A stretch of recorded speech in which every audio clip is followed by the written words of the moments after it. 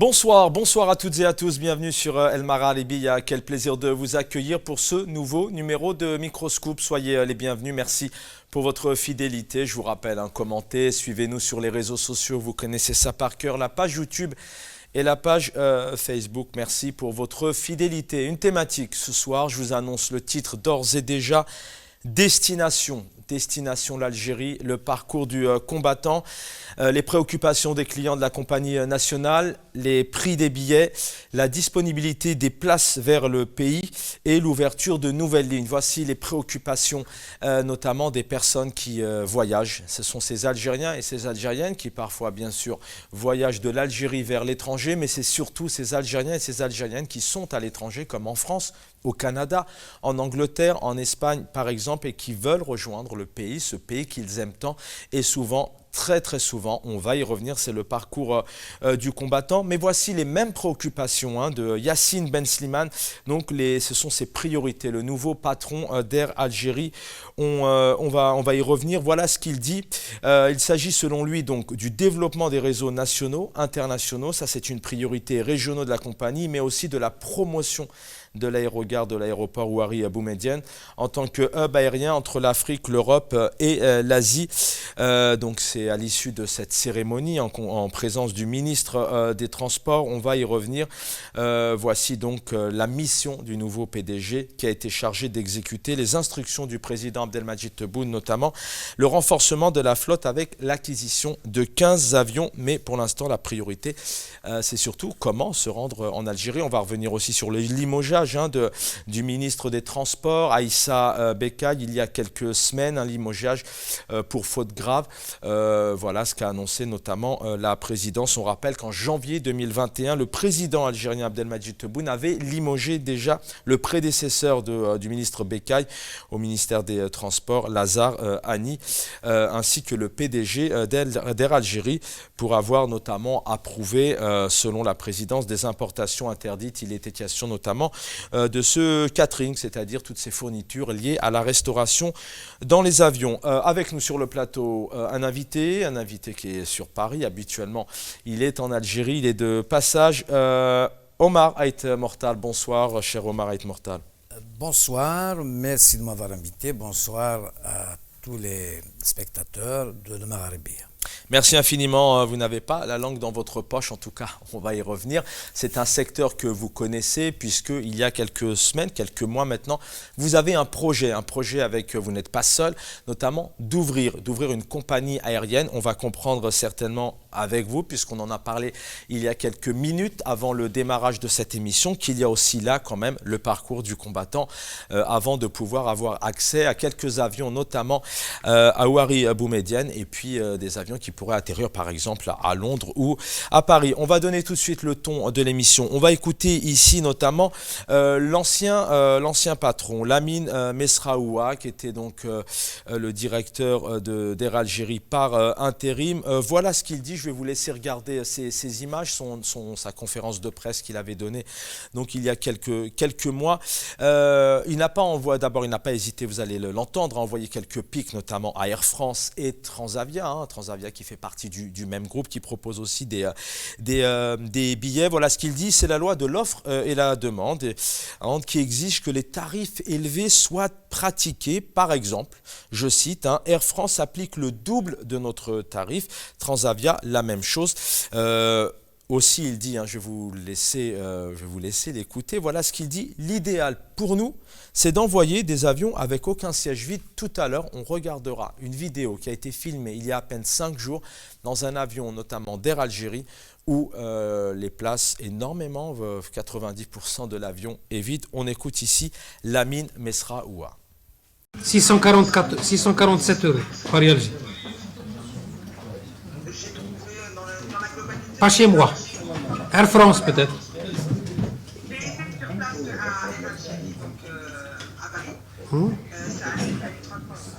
Ah, impossible. Non, je regrette. Quels sont nos tarifs? Paris-Alger. Alors, Mélissa, juste une précision. Est-ce que c'est au niveau d'une agence Air Algérie ou là une agence privée? Impossible.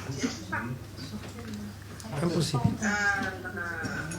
قالت لك لو تاريف على الجيريا 1300 ما فيرست كلاس 900 et quelques 900 فيرست كلاس شحال 900 et quelques 900 et quelques euros. Moi, je vous dis, j'ai été il y a 2 semaines. C'est tout. بعتيهم لي Tu peux nous envoyer Maintenant, le le billet. document, s'il te plaît? بعتي لي البي. Peut-être qu'on vous a... En fait, nous avons 2 niveaux tarifaires en cabine force, donc 900 et 1000 euros. Mais هذيك first. le système accorde le niveau le plus bas de la grille tarifaire affichée sur le système. Hein. Donc c'est pas possible. بعتيهم لي. Période en 2019 la période de mars de décembre à mars.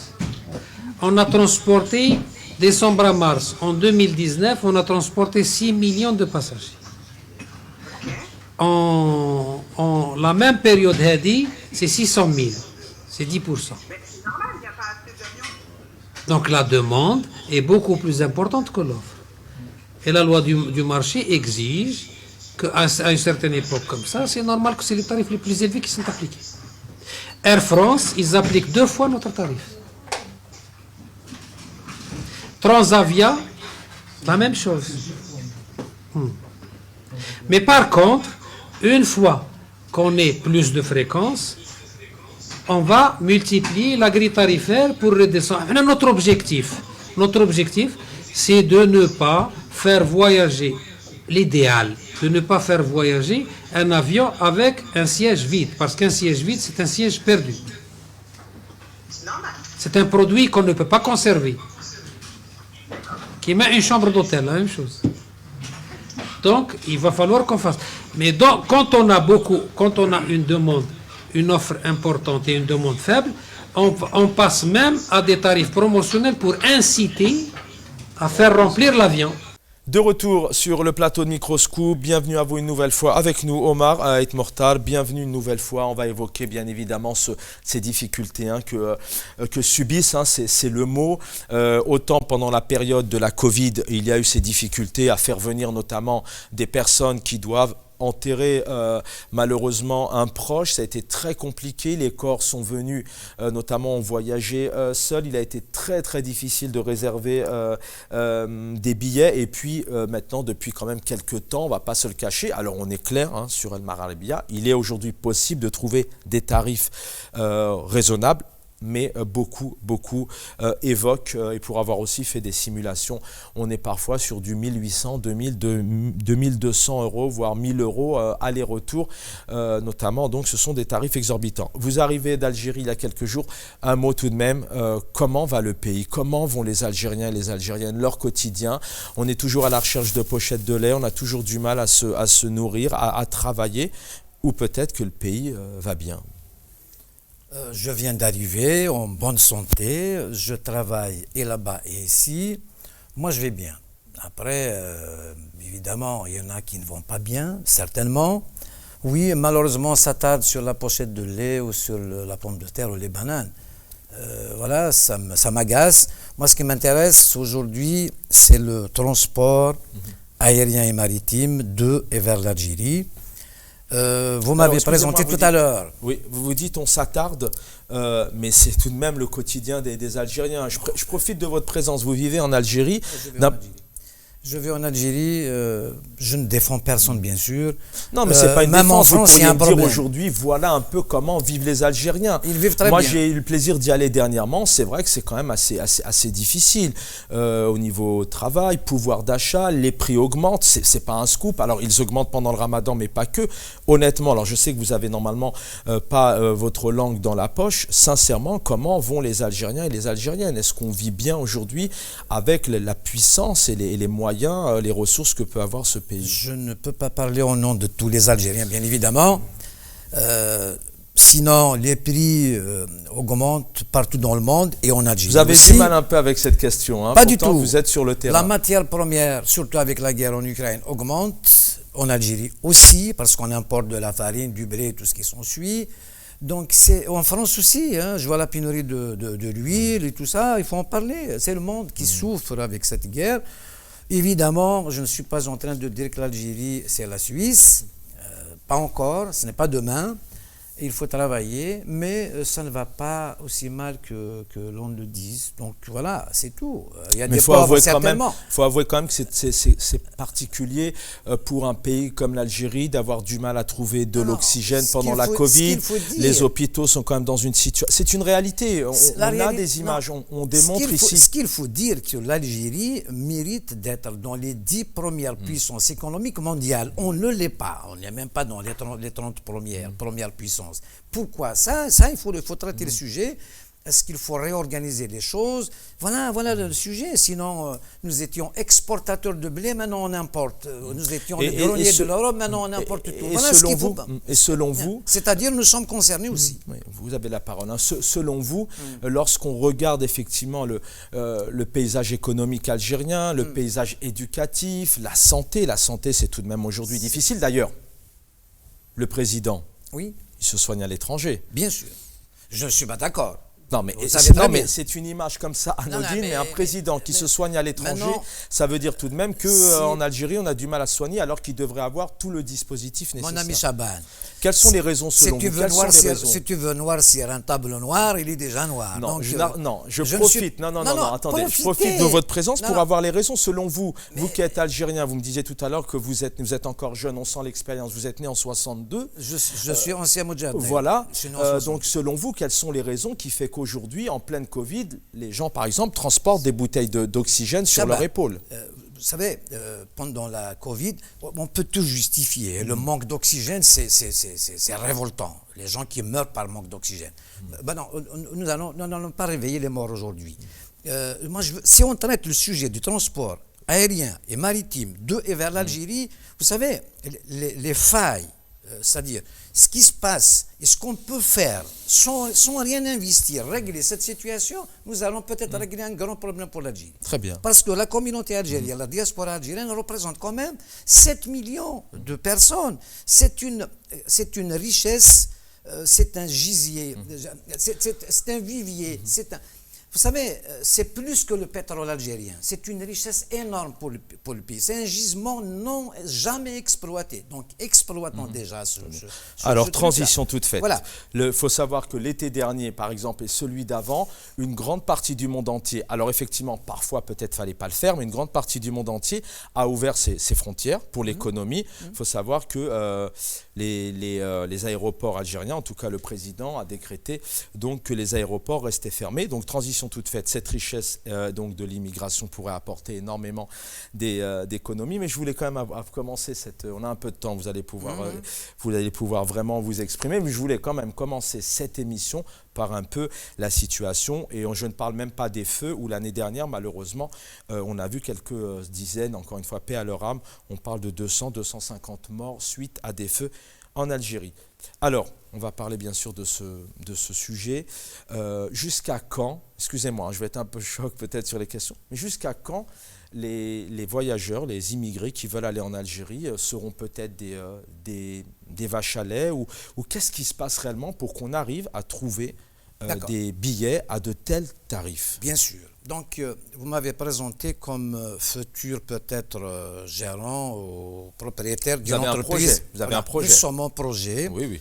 La création d'une compagnie aérienne avec mon ami Djamal Boukhibaki de Béjaïa, et nous avons vraiment avancé, sauf que au ministère des Transports, je vise la direction de l'aviation civile algérienne, qui n'a même pas confectionné un cahier des charges. Comment voulez-vous créer? Sinon, nous étions prêts.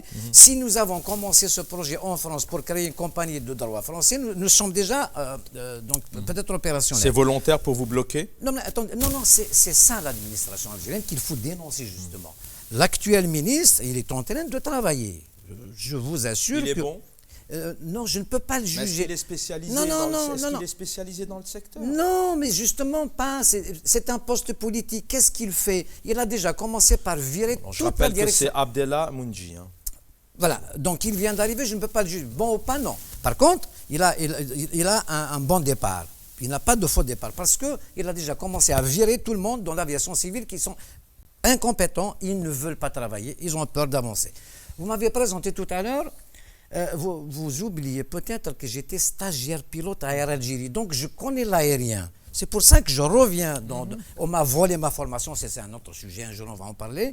Donc je connais l'aérien. On vous a volé, c'est-à-dire On a envoyé des cousins et je ne sais qui à ma place pour les former à Oxford, voilà. On m'a laissé sur le carreau.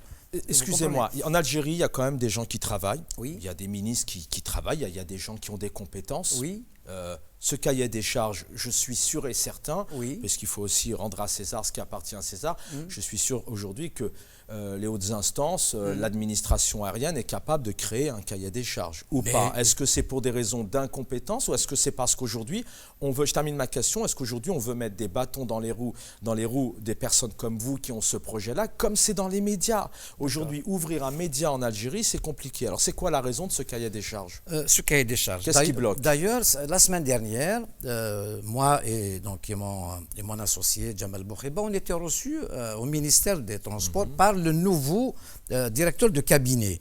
Je lui ai dit, alors, soit ils ne veulent pas, ou soit ils ne veulent pas. Il m'a dit les deux à la fois. Je lui ai dit, alors, vous me le confiez? Il m'a dit oui, laissez-nous le... Donc, il est en train de travailler. Donc, non seulement ils sont incompétents, ils ne veulent pas que ça avance. Mais il n'y a personne qui peut les dénoncer comme ça, textuellement. Ils sont incompétents. Vous m'avez parlé de Ben Slimane, qui vient d'être nommé.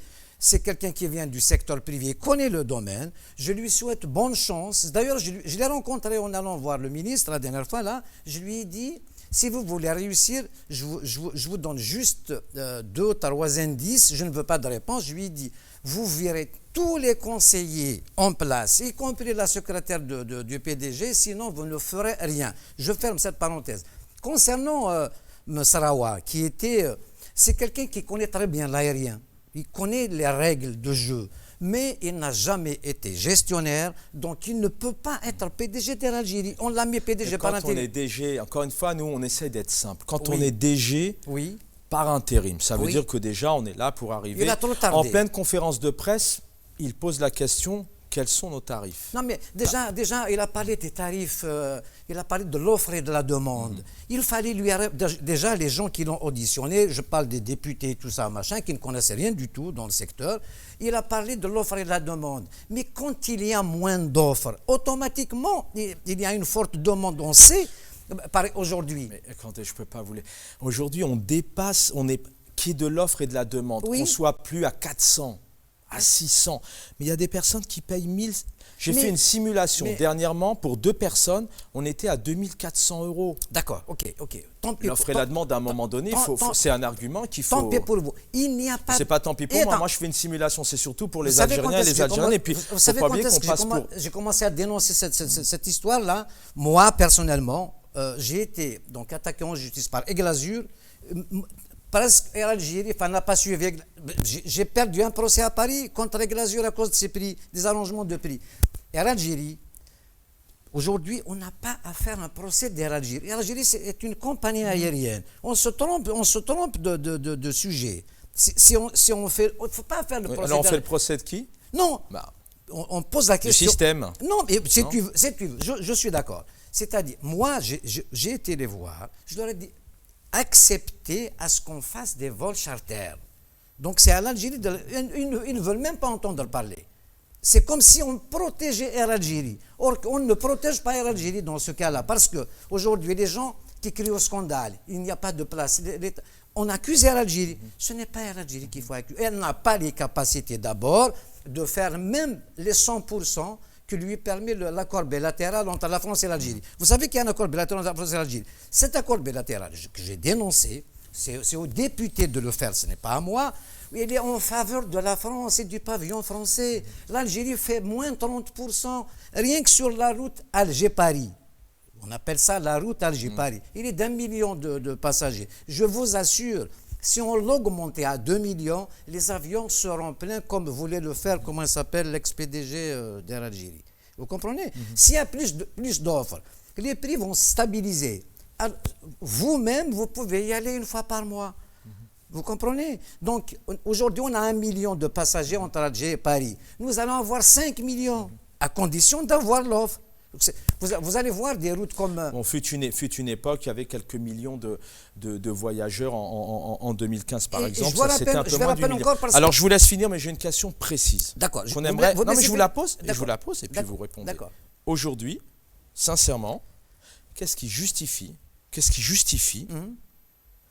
que pour aller en Algérie, on puisse en moyenne payer 800, 900, 1200 euros? Est-ce que vous avez une réponse ou pas? Si vous ne l'avez pas. Ça s'appelle un vol qualifié. On fait les postes. Mais je l'ai dit depuis les années 86. Je l'ai toujours répété. Il y a une période. Au moins, c'est clair. C'est dû à la corruption et au vol. C'est du vol. C'est un vol. On vole les Algériens.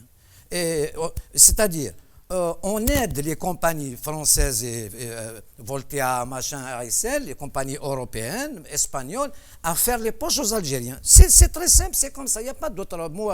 Par contre, mais pourquoi on leur raconte des salades? Pourquoi est-ce qu'à un moment donné, lorsque Lamine Mesraoua donne une interview, il dit: est-il possible de mobiliser un Airbus sur Paris pour des billets à 30 €? Nous payons 18 000 dinars de taxes par passager. Il y a la redevance. Non mais attendez, je termine. Il y a la redevance sur les passagers, sur la sécurité, la passerelle où passent les passagers à Alger coûte 1300 dinars. 1300 dinars, c'est pas grand-chose.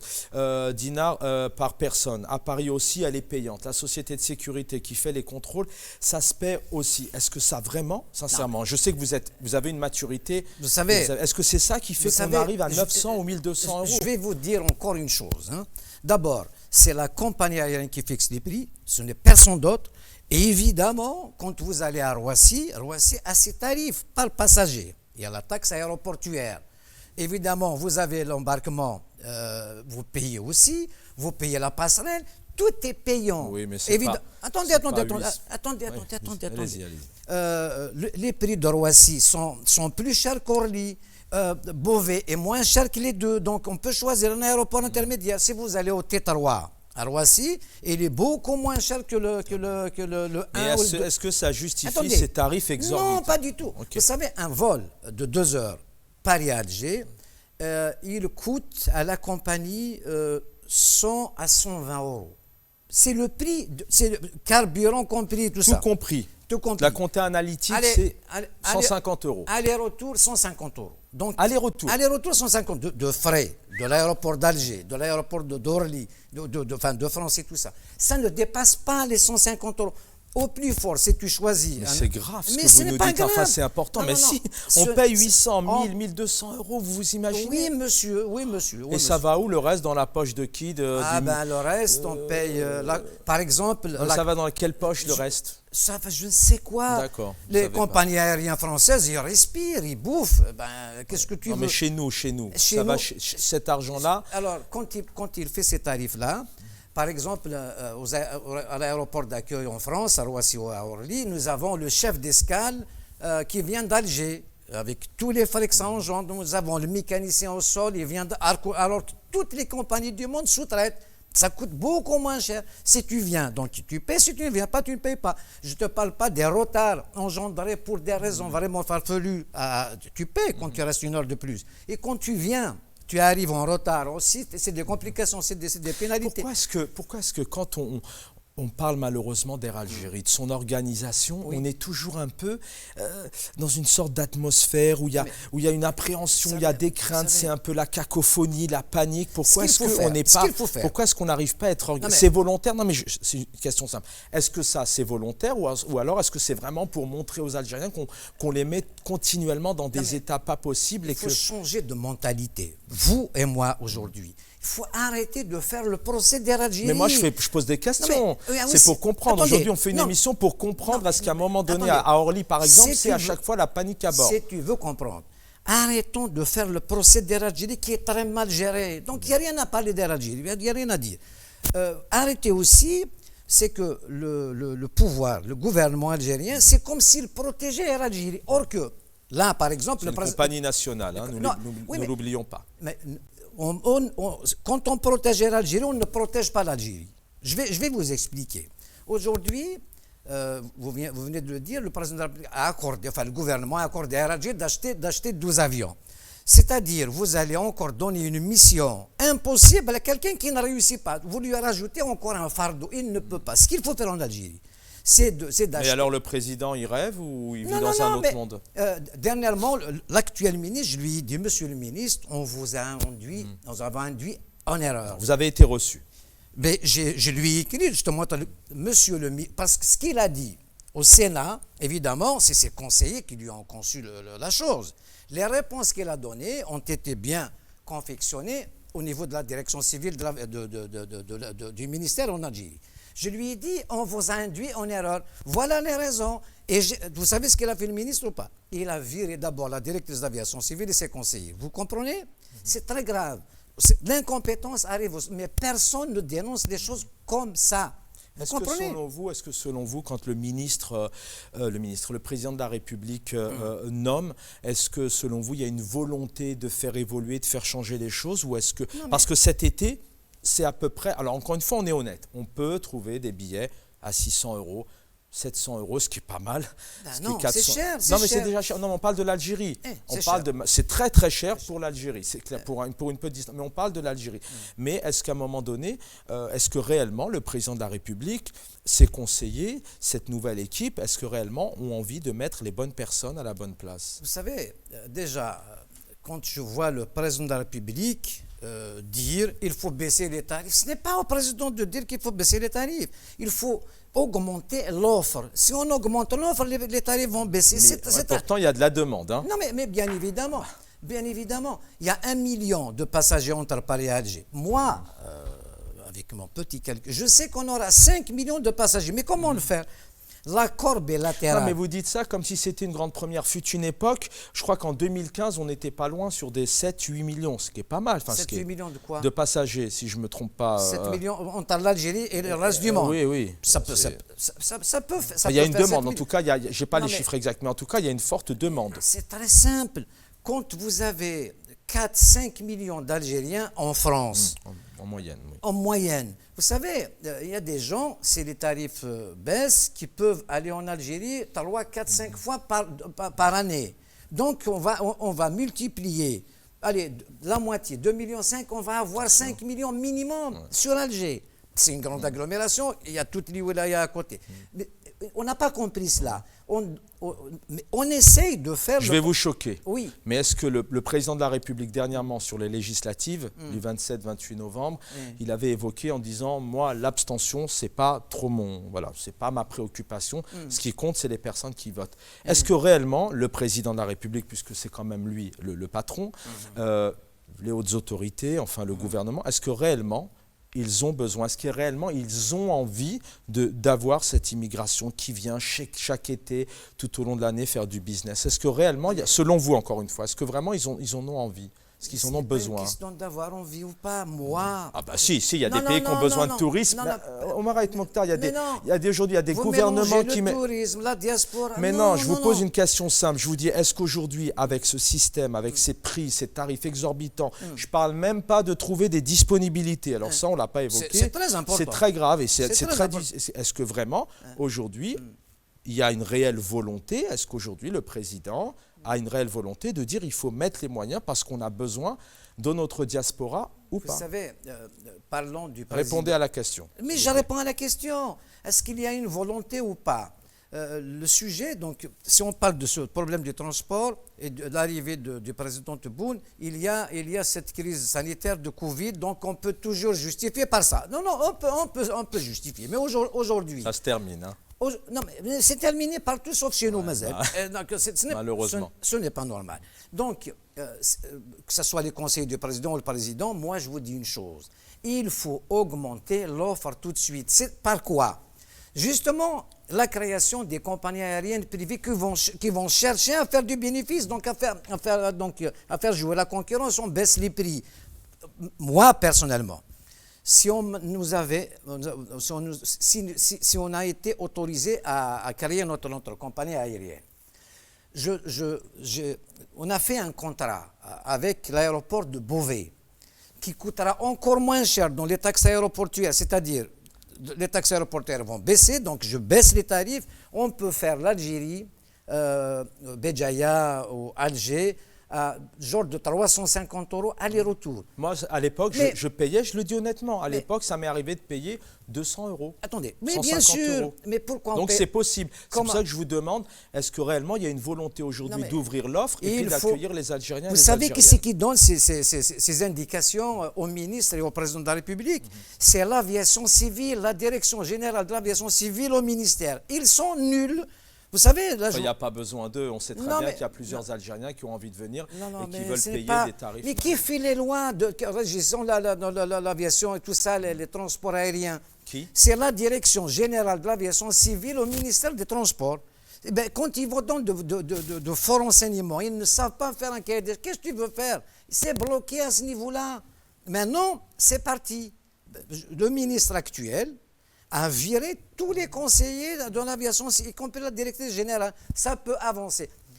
Le fait de nommer Ben Slimane à la tête d'Air Algérie, qui connaît justement le fonctionnement des compagnies aériennes privées, il est passé par les glasures. Là, il va avancer. S'il ne le laisse pas, bien évidemment, les conseillers, les vieux conseillers qui sont en place depuis longtemps, il va changer la donne.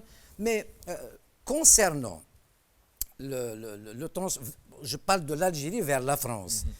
En augmentant... La France vers l'Algérie. La demande, elle est là aussi. Ce qu'il a dit Msraoua, l'ex-PDG d'Air Algérie, par intérim, il disait que je veux que les avions volent à plein régime. C'est ça, hein? Il veut faire le plein.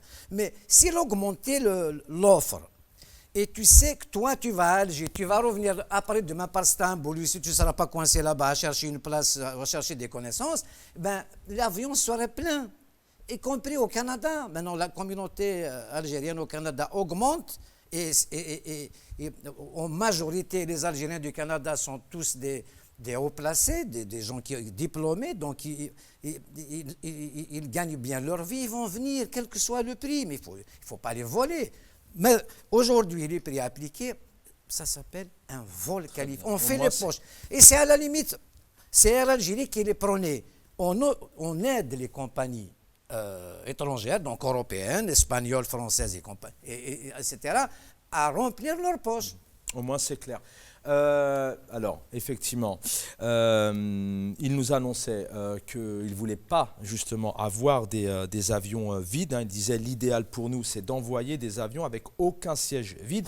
Lamine Mesraoua, eh bien là, on va voir qu'il y a quelques jours seulement, fin de semaine dernière, vous allez avoir ici sur ces images un avion vide. Je vous invite, encore une fois, on n'invente rien. Je vous invite vraiment à aller sur les réseaux sociaux et vous allez comprendre quand même qu'il y a plusieurs avions qui sont vides. D'ailleurs, dernièrement, il y avait un limogeage, vous pouvez en parler, notamment dans le milieu des transports maritimes. On va en parler. Avec plaisir. مغلقة طوال الرحلة. الأجهزة المجهزة بنمط الطيران يمكن استخدامها إلا بعد الإقلاع وقبل الهبوط. نذكركم هذه الرحلة يمنع فيها التدخين. يمنع كذلك التدخين في دورة المياه. ذلك يشغل الإنذار.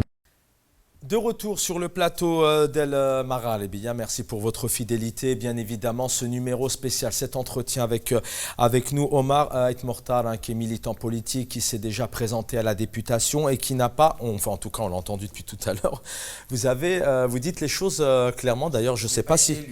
oui, mais oui, vous n'avez pas été élu. Hein, Vous dites qu'on ne vote pas, donc il n'y a pas d'élection. Ah, oui. Mais on n'a pas voté dernièrement. Alors comment vous me dites que vous n'êtes pas élu? Oui, mais pourquoi? Enfin, ça serait un autre sujet. Je ne suis pas placé, vous oui, le dites. Mais si les gens ne votent pas, c'est pour une raison aussi particulière de légitimité. Ils ne croient plus, malheureusement, ils ne croient plus. Il y a une crise de confiance. Moi-même, alors que j'étais candidat, je n'ai pas pu voter. Oui. On m'a empêché de voter. Oui, il y a eu on en a longuement parlé sur la chaîne. Donc, on a vu ici un exemple. Il y en a vraiment plusieurs. Je vous invite vraiment à vous y rendre. Tout à l'heure, avant la fin de l'émission, on écoutera 2 témoignages de personnes qui s'expriment notamment, qui sont dans le désarroi. Pourquoi est-ce qu'à un moment donné, les avions, certains bateaux partent vides alors qu'il y a une bonne volonté, encore une fois, il faut mettre en valeur l'ancien Lamine Mesraoua qui nous dit l'idéal pour nous, c'est d'envoyer des avions pleins. Oui, d'accord. Donc, vous venez de me dire, il y a un avion qui part vide, à moitié vide de France. C'est pas le seul, oui. Ah oui, d'accord, ok. Vous savez, au départ, déjà, l'aviation civile algérienne doit recevoir donc, le plan de vol de la compagnie algérienne qu'ils envoient au niveau de l'aviation civile française qui valide. Si vous leur dites j'ai 150 places le 15 à 10 heures, le vol du 15 à 10 heures, c'est 150 places. Par contre, si vous n'avez pas l'appareil, l'avion, imaginez, vous avez un avion de 350 places. Vous allez venir avec 350, vous allez prendre que 150. Parce que si vous prenez un de plus, c'est 15 000 euros d'amende.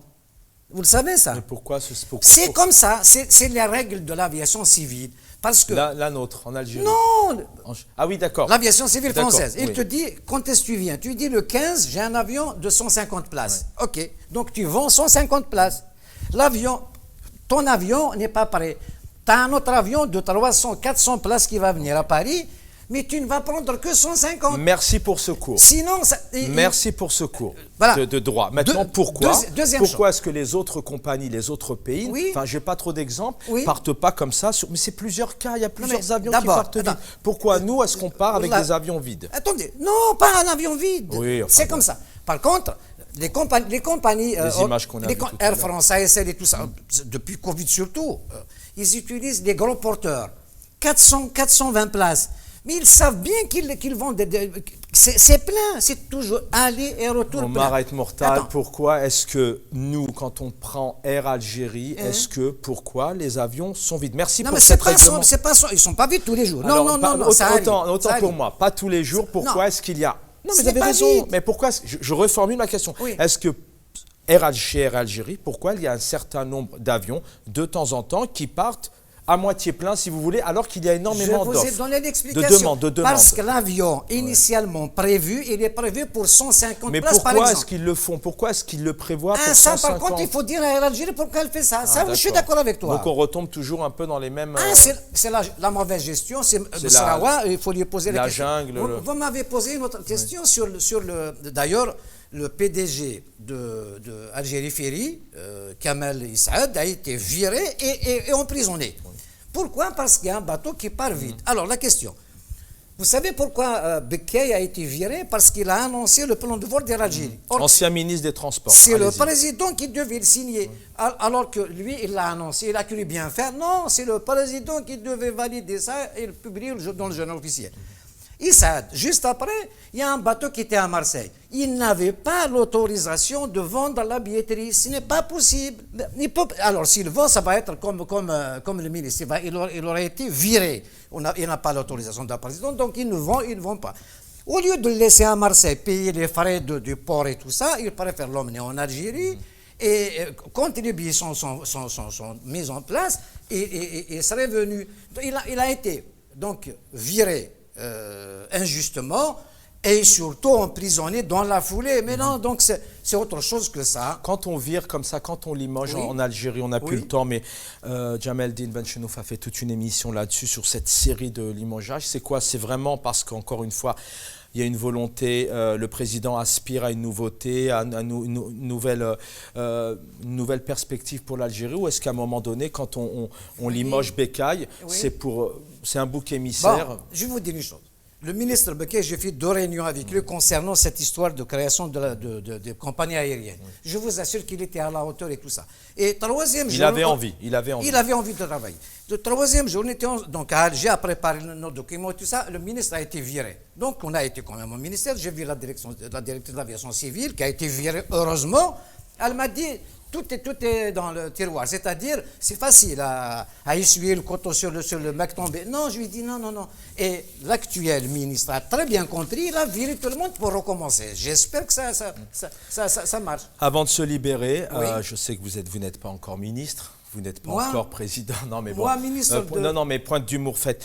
Qu'est-ce qu'on peut dire aujourd'hui à la diaspora qui, là, demain, on est le 10 juillet, qui demain a envie de partir? Quel encouragement? Je voulais vous citer et vous lire. Je voulais vous lire un extrait que j'ai lu tout à l'heure sur les réseaux sociaux, mais malheureusement, le temps passe. On pourrait en lire plusieurs. Qu'est-ce qu'il faut faire demain? Il faut sortir dans la rue, il faut attendre, il faut subir. J'étais l'un des responsables dans la communauté algérienne. J'étais dans le mouvement citoyen algérien, était le premier à crier au scandale sur cette question. Maintenant, comment la régler? Il faut plus d'offres. Donc, Air Algérie ne peut pas assumer. Il faut plus de compagnies aériennes. Si ça s'ouvre, il y aura espoir pour tout le monde.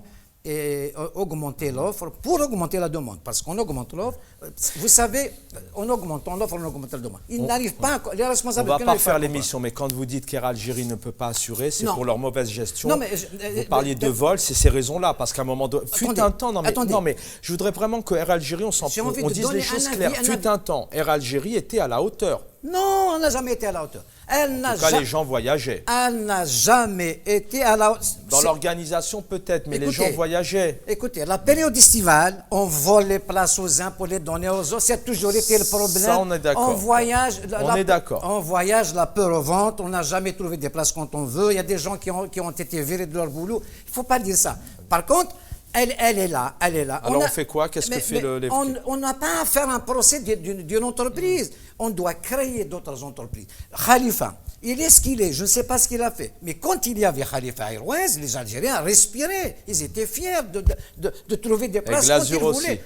Non, et Glazur, alors, il est mort, il m'a attaqué en justice. Bon, vous savez, la compagnie fonctionnait. Elle s'est accordée avec Air Algérie pour voler les Algériens. Et je vais le répéter, malheureusement, il est mort là, donc je ne vais pas faire son procès. Je vous assure qu'il y avait accord pour les prix. Ils étaient chers, même quand il y avait... Et Glazur n'avait rien réglé. Par contre, je vais vous dire le dernier mot. Le gouvernement algérien qui accorde, donc qui donne l'autorisation à Air Algérie d'acheter 15 avions. Moi, j'aurais voulu qu'ils créent un avionneur, dans les 5 ans, ils peuvent acheter 100 avions. Est-ce qu'ils mettent ça à la disposition de toutes les compagnies? Comme la vôtre. Non, par exemple, mais comme la vôtre. Vous savez, il y a un autre point qu'il faut évoquer. Air Algérie affrète des avions en période estivale. Le minimum dans l'affrètement, c'est 250 heures. Il y a des avions qui font 100 heures. C'est-à-dire, on est en train de voler encore une fois Air Algérie. J'espère que le nouveau PDG fera le nécessaire et connaît bien le secteur. On termine là-dessus. 2 témoignages que vous allez entendre ici qui sont assez poignants. Hein. C'est même des cris d'alerte, des cris d'alarme.